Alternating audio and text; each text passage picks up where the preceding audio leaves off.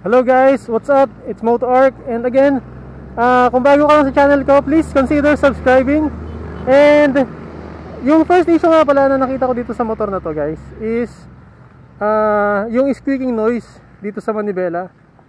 So pag ililiko mo siya ng kaliwa kanan, parang ganito,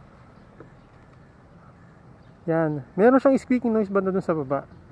Tapos pag sa kaliwa, ganun din. Yan. Ulitin natin ha. Ayun oh, naririnig niyo ba guys?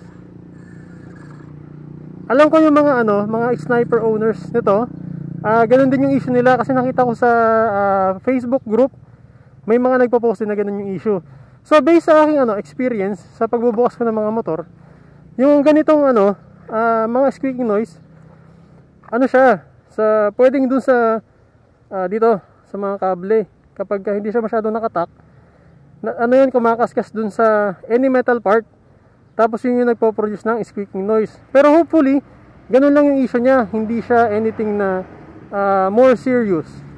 Kasi sa totoo lang, wala pa akong idea kung ano yung reason bakit ganun siya na nag-i-squeak kapag iniikot-ikot mo siya. So ganito guys, kung naranasan nyo na to tapos nahanap nyo yung solusyon, please comment down below. Kapag nakita natin na okay yung sagot, ipipin ko yung comment para makatulong din sa ibang sniper owners. So yun guys, bale kapag hindi pa rin naman lahat ng squeaking noise, dadaling siya sa Yamaha, tapos i-update ko kayo guys. Yun. So please subscribe para maging updated ka sa motor na to, sa mga issues and sa mga ways kung paano siya i-fix. Yun guys.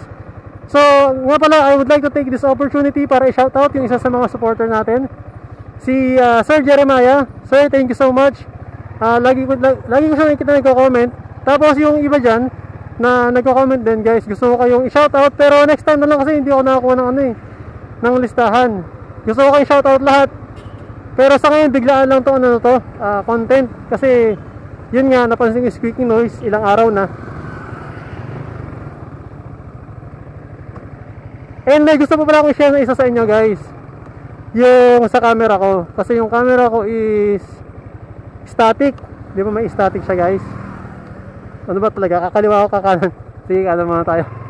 Static kasi siya. Tapos pinifix ko siya ilang araw na. Ginawa ko, nilagyan ko ng takip yung microphone, in-update ko yung firmware. Una ko nilagyan na takip sa microphone, foam, hindi gumana, may squeaky noise pa rin. Pangalawa, nilagyan ko ng adhesive, yung 3M, maliit lang, pero parang noise static. Tapos binasa ko yung manual niya. Sabi ko, ay pusa, dalawa pala yung mic niya, dual microphone pala si SJ Cam. So ngayon, wala na kayong maririnig na wind noise masyado guys. Tulad nito, medyo mahangin, salubong sa akin yung hangin, pero wala nang naririnig masyadong wind noise kasi yung natakpan na siya. Pero guys, in the near future, gusto ko mag-upgrade din sa sa GoPro Hero 8. Yung Hero 9 sana guys, pero hindi na kaya ng budget eh. Yung Hero 8 para aside from dun sa better audio, yung GoPro kasi guys, based on my review, mas mataas yung niya, yung coverage. Wait lang guys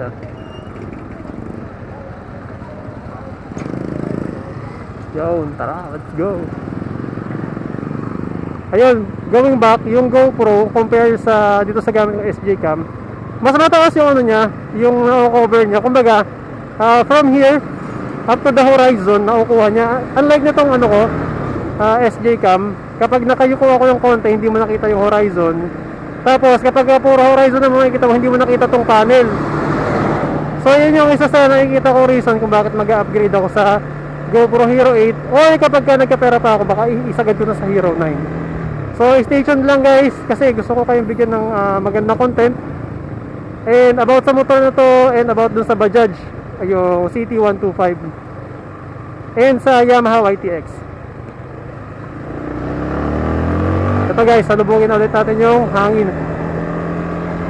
Yung hangin parang pasalubong Kanina kasi papunta ako doon, pasalubong sa akin, pero pag balik ko dito, pasalubong pa rin. So tingin ko galing siya sa side. Ito, mahangin na naman guys. Pero naririnig nyo lang yung boses ko tsaka yung makina. Yan kasi natakpan na yung dual mic niya eh.